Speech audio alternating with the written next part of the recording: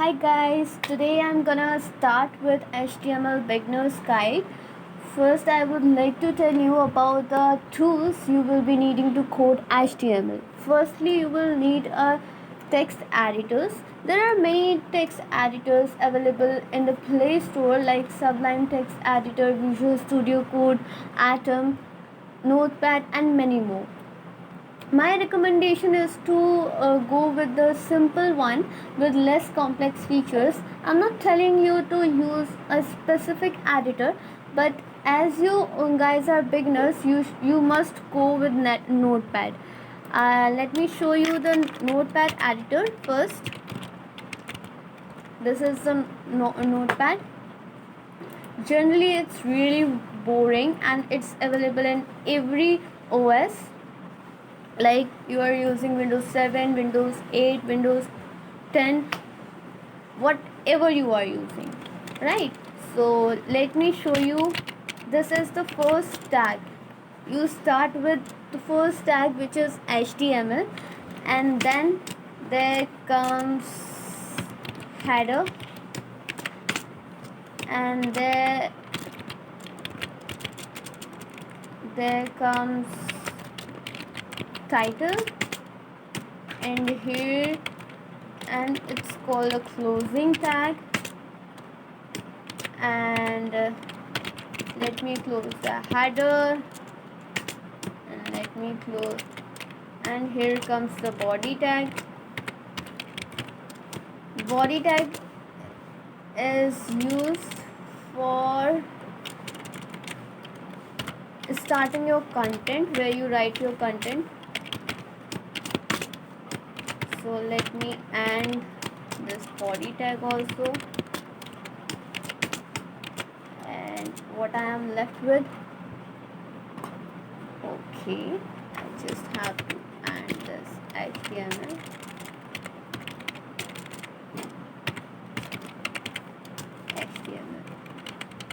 So these are the common tags which are generally used. So here it is asking for title, so I will give it a title. Let me just give it a title. Test HTML. This is my title, and in body I will write this is my first HTML page. This will be my content. Let's run it. First, just save it, and here you can see it is coming with a text extension. So generally when we code, there is an extension to code, and HTML generally uses .html extension to save its code. Let me save my code with HTML extension, and save it. And here you can see my code is ready to be run. Let me play this in browser. I generally use Sublime Text Editor and Visual Studio Code. I think you should choose the one that is you yourself find the best for you. Try all the text editor, then choose the best for you to code. And secondly, you will need a browser.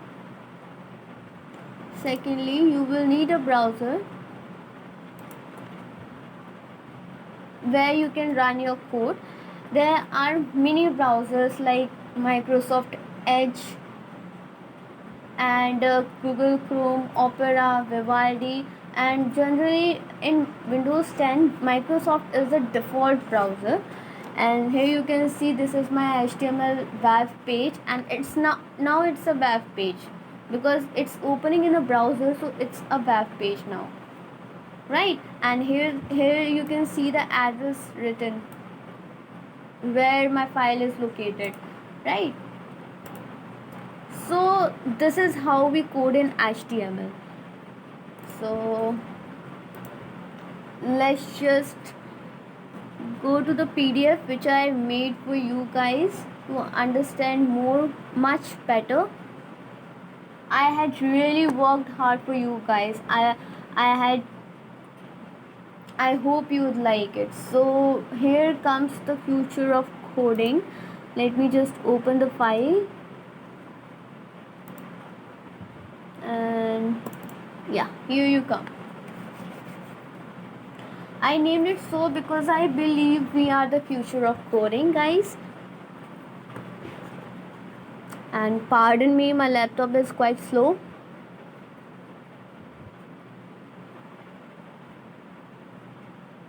So here comes my PDF with the future of coding.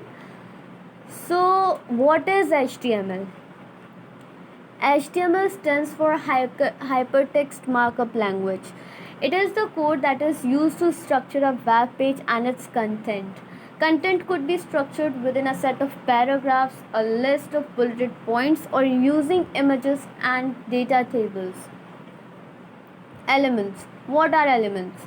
Elements consist of the opening tag, the content, and the closing tag. And what is the opening tag? The elements begins to starts. Here the element begins to starts, and P stands for paragraph here. And what is closing tag? This is the same as the opening tag, except that it includes a forward slash before the element name. And what is the content? It is just the text written between these two, opening tag and the closing tag, and this is the content, and these together comprise the element. What is element? The closing tag, the opening tag, and the content together comprise the element. So attribute is, I will show you in practical that how we use attributes. So here are some rules which we have to write, like a space between it and the element name or the previous attribute if the element already has one or more attributes. The attribute name followed by an equal sign, the attribute value wrapped by opening tag and closing quotation marks.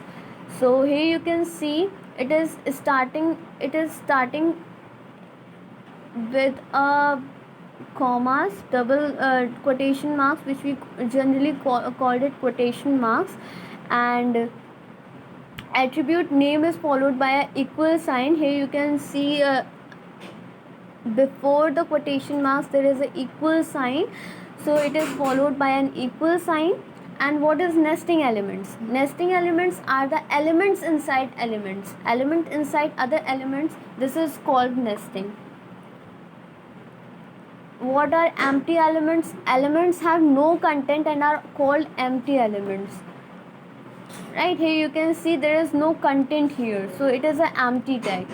All you can see is there is image, and here is about something about the image, right? So let's just go with the practical stuff. I hope you like this PDF, and I will be posting this PDF in Instagram soon. So let me show you some practical stuff.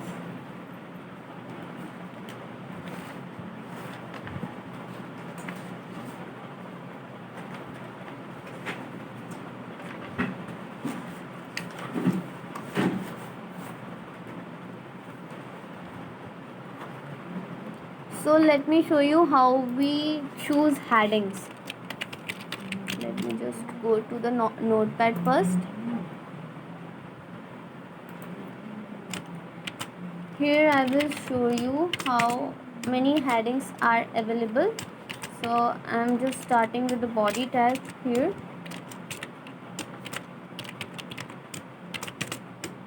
Here is the heading 1. Heading 1. This is the heading 1, and here's in one ends.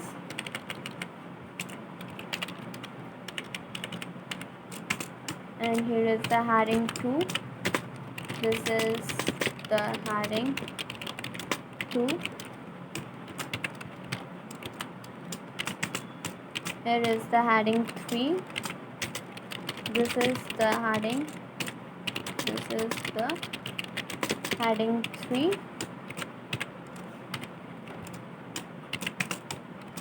Here comes heading 4. This is the heading 4. Here comes the heading 5. There are 6 headings actually. I will show you why they are numbered so. And here comes the heading 6. This is the heading 6. Let me show you in quotes now. Let me add the body tag also.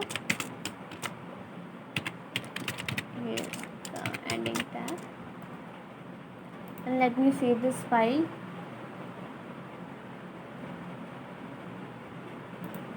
Save, and I'll name it heading.html. Save. Just play it.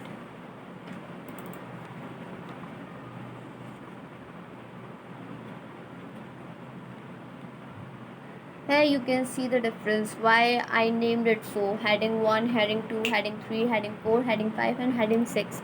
Heading 6 is the smallest font, and heading 1 is the biggest font in the headings list.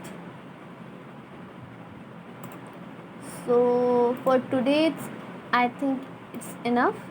And let me show you a difference between the Notepad and other editors as well. Let me open this document folder and let me open this with a Sublime text editor, which I generally use. So here you can see the difference that Notepad has simple text.